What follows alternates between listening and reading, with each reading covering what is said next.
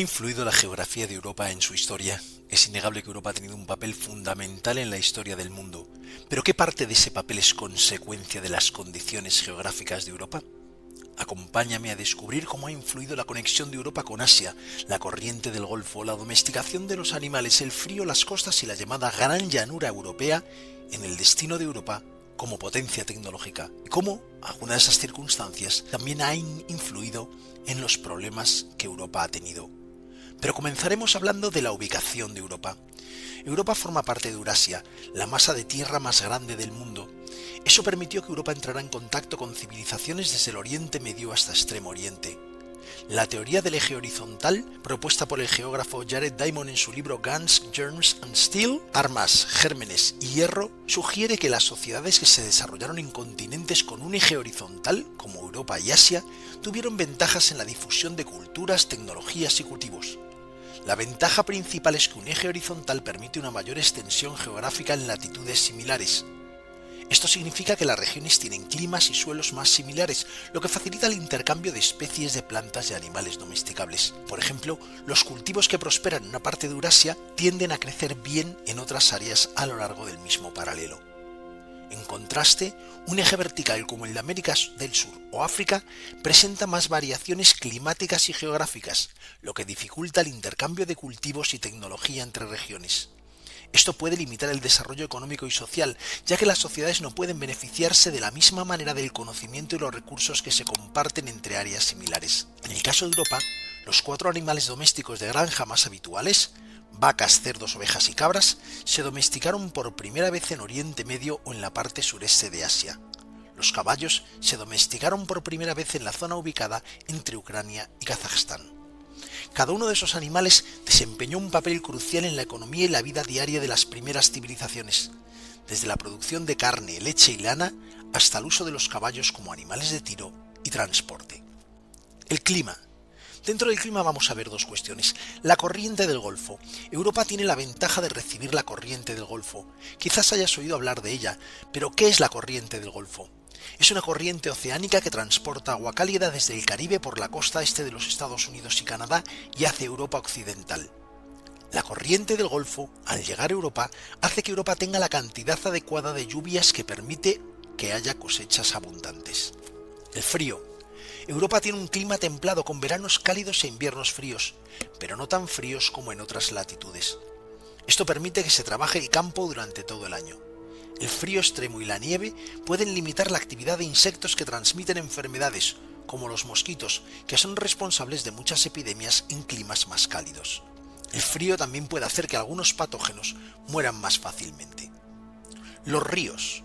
A diferencia de muchos ríos en otros continentes que pueden ser difíciles de navegar por rápidos o por grandes cambios estacionales, los ríos europeos como el Rin, el Danubio y el Sena han sido históricamente rutas de transporte estables y eficientes. Además, los ríos europeos están bien interconectados, lo que facilitó la creación de redes de comercio interior mucho antes del desarrollo del transporte ferroviario o por carretera. En otros continentes, los ríos atraviesan áreas menos pobladas, tienen obstáculos naturales o son en general menos navegables, lo que puede limitar su impacto en el desarrollo económico. Zonas apropiadas para la agricultura. Europa tiene muchas regiones con suelos fértiles y climas favorables para la agricultura, como la llanura europea central y el Valle del Loira. Sin embargo, otros continentes tienen también zonas agrícolas importantes. Por ejemplo, América del Norte tiene vastas extensiones de tierras agrícolas de alta calidad, como las Grandes Llanuras. América del Sur cuenta con la región pampeana en Argentina y Brasil, también muy fértil. Asia tiene el delta del Ganges y el valle del Yangtze, y África tiene el valle del Nilo y algunas zonas del África subsahariana. En general, la ventaja agrícola de Europa radica en la combinación de climas moderados, suelos diversos y la proximidad de ríos navegables que facilitaron el desarrollo de la agricultura. La costa. La costa de Europa, con sus numerosas penínsulas, islas y mares interiores, ha facilitado la navegación desde los tiempos antiguos. Su geografía irregular crea múltiples puertos naturales y bahías protegidas, ideales para el comercio y el establecimiento de ciudades costeras. Además, los mares poco profundos como el Mediterráneo, el Báltico y el Mar del Norte permiten la navegación segura y fácil acceso entre regiones.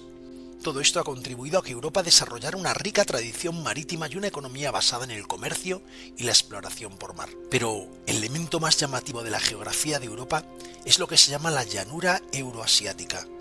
Si miras un mapa de Europa con relieve te darás cuenta de que hay una inmensa zona de unos 4.000 kilómetros de este a oeste y 2.000 kilómetros de norte a sur en la que no hay apenas ninguna gran barrera montañosa. Esa llanura se extiende desde los Urales hasta los Pirineos y comprende parte de Bélgica, Países Bajos, Alemania, Polonia y Dinamarca, la mayor parte de Rusia europea, partes de Bielorrusia, Ucrania y los estados bálticos. En toda esta gran llanura hay unas características muy determinadas. El terreno es generalmente plano o suavemente ondulado. Hay pocas barreras naturales, con algunas colinas bajas y valles fluviales. La elevación varía desde el nivel del mar hasta unos 200 metros. El clima es templado y está principalmente cubierto por bosques mixtos, praderas y tierras agrícolas. Las partes orientales se caracterizan por praderas y condiciones semiáridas. Desde un punto de vista agrícola, la llanura europea del norte tiene uno de los suelos más fértiles del mundo, pues el Chernozem o Sierra Negra es abundante en ella. Debido a la alta calidad del suelo, muchas de las áreas agrícolas de la región se encuentran en esta llanura. Más del 75% de los 283 millones de habitantes de la región viven en esta llanura. Los pueblos germánicos como los francos y los godos se beneficiaron de la agricultura y la movilidad que ofrecía esta región. También el imperio carolingio bajo Carlomagno aprovechó la llanura para expandir su territorio y consolidar su poder. Durante la Edad Media las ciudades-estado italianas como Venecia y Génova utilizaron las rutas comerciales que cruzaban la llanura para facilitar el comercio entre el norte y el sur de Europa. Más tarde, durante la Revolución Industrial, la Gran Llanura se convirtió en un centro crucial para la agricultura, lo que impulsó la industrialización en países como Alemania y Francia. La consecuencia de todas estas ventajas, la consecuencia a nivel histórico de todas las ventajas de Europa es que en Europa se produjo una gran producción agrícola y ello permitió generar muchos alimentos, liberando a ciertos sectores de la población que pudieron especializarse en otras actividades, promoviendo el avance tecnológico.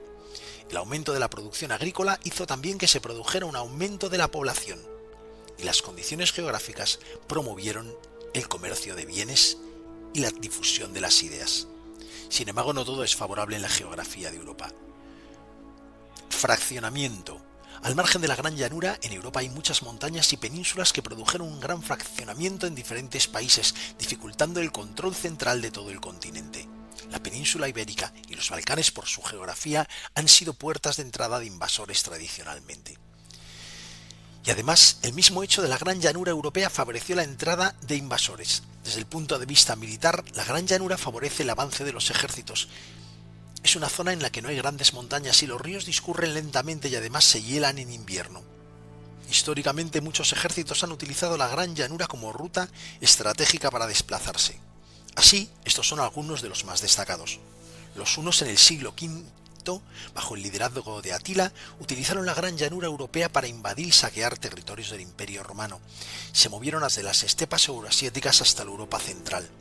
Los ávaros en el siglo VI a VIII, un pueblo nómada de origen asiático, se desplazaron por la Gran Llanura, estableciendo el Kanato ávaro en la región del Danubio y realizando incursiones en el Imperio Bizantino y otras áreas de la Europa central. Los magiares o húngaros en el siglo IX se trasladaron desde las estepas del este para establecerse en la cuenca de los Cárpatos, donde hoy en día se encuentra Hungría.